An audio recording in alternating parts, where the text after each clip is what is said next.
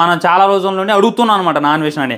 VR రాజా మీద రియాక్ట్గా మేము ఎన్ని వీడియోలు చేసినా ఉపయోగం ఉండదు, నువ్వు చేస్తేనే ఉపయోగం ఉంటుందిరా సామి అని చెప్పి మనం అడుక్కోగా విఆర్ రాజా మీద అయితే ఇలా ఒక వీడియో చేయడం జరిగింది. చచ్చిపోయిందంటే ఆత్మలా అక్కడే తిరుగుతూ ఉంటుంది, ఆ శవం చుట్టూ తిరుగుతుంటే. కానీ నువ్వు వీడియో చేసేస్తావే దొంగ లంజా కొడుకు. కాకపోతే శవాల మీద కూడా వీడియోలు చేసుకొని బతికి కోట్లు సంపాదించి మళ్ళీ దానికి బెట్టింగ్ యాప్ తగిలిస్తావే.